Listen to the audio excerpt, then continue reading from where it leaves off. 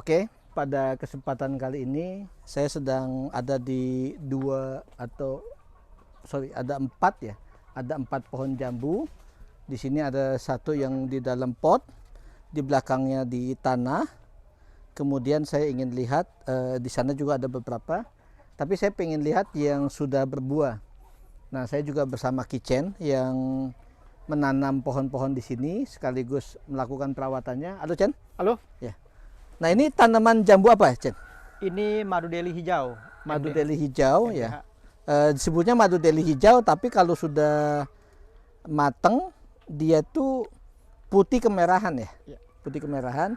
Nah, ini pohonnya sudah berbuah ya. Padahal usianya juga mungkin belum terlalu tua. Ini usia berapa nih untuk jambu ini? Mungkin kisaran setahun kayaknya. 1 tahun. Iya. Yang sana juga sama 1 tahun. Iya. Nah, ini keduanya ditanam di planter bag ya. Iya, betul. Nah, planter bag itu bagian bawahnya biasanya ada bolong-bolong, dia buat air, dan kemungkinan kalau seperti ini karena dia tanamnya juga langsung di kebun, dia tembus ke tanah. Betul. Jadi waktu itu mungkin Kichen pakai planter bag buat sementara, tapi ternyata sementaranya dia terus kemudian nembus ke bawah, ya udah sekalian nggak apa-apa ya. Iya. Nah, di sini jambu-jambunya ini sudah buah cukup banyak ya. Nah, seperti ini. Ini ada. Kemudian dia planter bag ini ukuran berapa? 75 liter. 75 liter sama ya keduanya. Kemudian di masing-masing diberikan 1 buah keran untuk memudahkan penyiraman ya. Iya. Oke. Nah, dari sisi penanaman, apakah waktu datang setahun yang lalu ini memang sudah ukuran sebesar ini atau masih kecil sekali? Belum. Masih ukuran, berarti Belum. masih ukuran cangkokan? Betul. Masih ukuran cangkokan ya. Nah, seperti ini dia sekarang sudah buah. Berarti fasenya kalau saya urutkan pertama kali, berarti waktu Kichen beli bibit jambu madu deli, kemudian Kichen pindahkan ke planter bag ya dengan media tanam campuran tanah sekam bakar dengan apa? Kohe. Iya, kohe. Kohe itu kotoran hewan, pupuk kandang. Kemudian dia dipindahkan, lakukan penyiraman, dia tumbuh ya. Apakah langsung dibuahkan atau dibiarkan dulu tumbuh? Dibiarkan dulu tumbuh.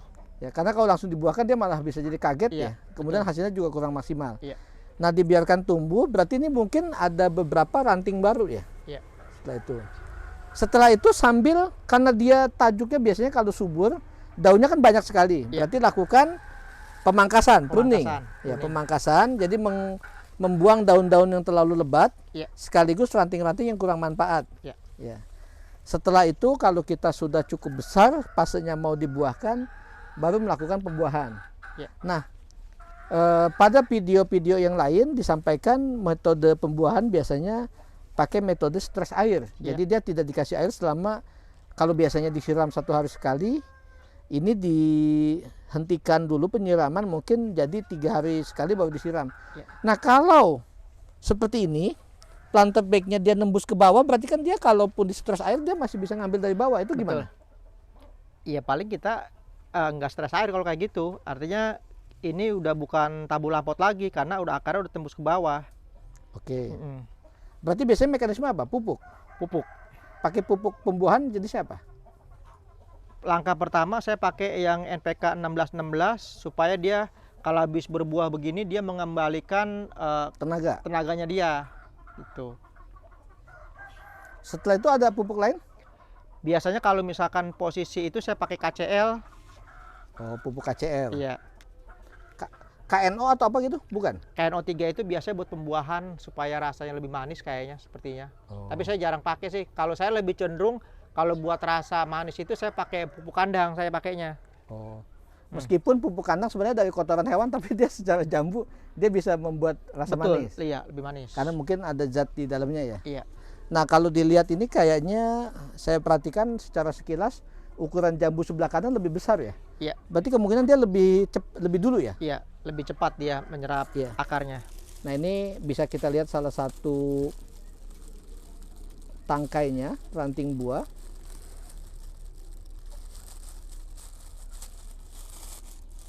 Kalau jambu madu deli hijau, karena namanya madu deli hijau, berarti yang hijau itu yang bagus. Oh, malah yang hijau yang bagus. Iya, yang hijau itu yang bagus. Oke, ini ada 2, 3, 4, 5, 6, 7, 8. 8 nih. Ada 8 ukurannya. Biasa kalau buah seperti ini dari pertama kali keluar bunga kira-kira ada berapa nih? Ada sebulan lebih? Ada sebulan. Ada sebulan. Ada sebulan. Dia biasanya dari pertama kali bunga sampai siap dipanen Kisaran sampai 2 bulanan. 2 bulan. Iya. Lumayan ya. Jadi ini ada satu tangkai ini ada 8 buah. Kenapa dibikin 8 begini? Karena dia yang lainnya nggak ada buah lagi, cuma dia sendiri. Jadi bisa dimaksimalkan. Ya, di batangnya juga batang utama, nggak di batang di ujung seperti ini. Jadi saya berani buahin di angka Oh, 8. jadi bisa saja bunganya sebenarnya banyak tapi Betul. diseleksi ya. Lah ini kalau misalkan mau dibungkusin semua, tadinya bisa penuh semua ini bunga semua. Oke. Jadi saya langsung udah seleksi istilahnya mana yang bunganya jelek, mana yang istilahnya bunganya ke atas itu langsung saya buang. Ini ranting utama nih, rantingnya besar, mungkin sebesar batang pensil. Nah ini ada ranting di ujung, dan dia ada buah. Ini yang mungkin dikurangi ya. Iya. Nah seperti ini. Nah kemudian bisa juga ada penjarangan buah ya, Betul. pas di sini. Jadi misalkan nih, anggaplah buahnya bentuknya nggak bagus, kelihatan juga lebih kecil dari yang lain. Betul. Dia bisa dikorbankan. Ya. Gitu. Mungkin buat kita yang di tabu lampot baru pertama kali berbuah sayang. Ya, Tapi kalau misalkan dari sisi kita sudah terbiasa, daripada hasilnya nggak bagus, nggak maksimal, ya lebih baik kita korbankan. Kayak di sini nih, ini mungkin disisakan hanya 2, ya bisa karena bunganya cuma 2 atau 3 seperti ini. Bisa juga memang ada yang di penjarangan karena dia ukurannya itu kecil, tangkainya terlalu kecil. Nah seperti ini juga nih, 3. Kalau seperti ini nih, madu deli yang bagus itu seperti ini nih, buah seperti ini. Karena ini warnanya ada, ya? Iya, ada warna-warna begini nih, warna-warna buat kepanisan dia ini. Bintik-bintik ya? Betul, bintik-bintik hijau. Iya. Ini kan dari ini aja ini masih muda nih. Ya kan? Oh iya, dari masih ada bulu rambutnya ya? Iya, ujungnya. artinya masih dia kemanisannya bisa sampai lebih bagus lagi seperti madu, namanya juga madu deli. Sesuai namanya. Iya. Kalau yang kadang-kadang berubah jadi putih jadi itu kadang-kadang mungkin pengaruh dari kurang pupuk gitu. Atau yang lain. Atau yang lain-lainnya. Loaded. Ini banyak ya. Nah ini malah yang lebih banyak lagi nih, satu tangkai. Iya. Mungkin kita bisa lihat. Nah seperti ini. Ini tangkainya sebenarnya tangkai satu ranting yang sama, tapi tangkainya berbeda. Yang bawah ini ada 4. Kemudian di sini nih. Nah ini. Tapi kalau nanti dipoto, dia ini seolah-olah gabung jadi satu nih, apalagi kalau sudah panennya besar. Ya. Dia kayak gabung jadi satu. Ini 1 2 3 4 5 6 7. Ini satu tangkai buah yang bawah ini ada 7, yang atas ada 4, berarti ada 11. Ya, ada 11 buah. Kemudian di atasnya lagi ada, di atas lagi ada. Ini yang buat saya menarik. Baik kita buat tanam sendiri, konsumsi sendiri, maupun misalkan nanti satu saat ya dikomersilkan, apakah dijual atau bentuk yang lain. Nah ini menarik ya, karena buahnya banyak, tanamannya juga bisa subur. Kemudian Kicen, kalau kita menanam jambu pas musim kemarau dengan musim hujan, itu katanya kalau musim hujan buahnya kurang manis, betul? Betul. Kenapa? Karena terlalu banyak air atau apa? Betul, kandungan airnya banyak, zat asamnya dari hujan. Kemudian tantangan kedua, lalat buah lebih banyak ya? Betul. Jadi banyak jambu yang rontok buahnya, dalamnya tuh ada ulat. Betul. Ulat buah. Ini biasanya kalau antisipasi selain dibungkus ini ada apa? Ada penyemprotan hama gitu? Kalau penyemprotan hama, kalau misalkan posisi ada kutu putih, saya semprot hama kutu putih. Tapi kalau untuk buah, karena saya masih buat konsumsi sendiri, jadi untuk buah saya alami, saya nggak pakai semprot-semprotan. Kalau kalimat seperti itu berarti kalau dijual disemprot gitu? Nggak juga seperti itu, karena istilahnya kita berpikir gini, kalau dibungkus itu dia lebih tampilannya lebih bagus, warna juga lebih itu dibanding pakai semprotan zat kimia. Mungkin maksudnya Kicen tadi, pengertian itu biasanya kalau kita buat makan sendiri, kita mungkin tidak terlalu lebih ke fokus ke ketampilan ya. Memang sih kita tampilan tetap maksimalkan, tapi kalau berbeda dengan kalau dijual, dan kalaupun misalkan disemprot insektisida biasanya masih jaraknya jauh dengan masa panen ya. Jadi istilahnya residu kimianya juga udah hilang sebelum seperti itu. Mungkin di sini iya. di JJ Zahra kita fokuskan ke yang sifatnya alami. Selagi masih bisa diantisipasi dengan dibungkus seperti ini lebih baik dibungkus. Nah kalau hujan ya, kadang kalau hujan ini bungkusnya juga berarti mesti rapi ya, karena kalau enggak nanti air hujan masuk malah dia membebani. Betul, lembab di sini. Makanya dibikin bolongan di bawah. Oh ini supaya kalaupun ada air dia jatuh ya, Betul. terbuang. Mm. Oke. Terus juga bisa diperhatikan di sekeliling tembok saya ini saya pasang jaring. Pertama antisipasi dari binatang saya keluar, ayam saya keluar. Yang kedua kayaknya saya sering nemuin banyak lalat itu tersangkut di situ. Oh lalat buah. Lalat buah. Kemungkinan besar mungkin pengaruh dari situ juga, makanya meskipun saya lagi ketes juga nih, misalkan yang nggak dibungkus itu dia disuntik lalat buah nggak? Kalau misalkan enggak, mungkin bisa juga kita pasang waring seperti ini. Jadi ya seolah-olah buat perangkapnya lalat buah. Oke, ini saya tertarik melihat pohon yang ini. Ini bagian bawah ini banyak buah, bagian atas ini bisa dibilang cabang muda ya. Iya, betul. Seperti ini ranting muda ini. Betul. Berarti kalau bisa dibilang kita membuahkan di bawah yang udah cabang tua, yang atas tuh buat pembesaran ya. Betul. Jadi ada potensi di tahun-tahun berikutnya jumlah panennya bisa lebih banyak lagi. Iya. Kalau kita niatnya nanti bakal ditanam di tanah, ini nggak apa-apa kita gedein, kita buahkan. Tapi kalau misalnya kita tetap mau ditanam di pot, lebih bagus itu yang atas itu kita potong.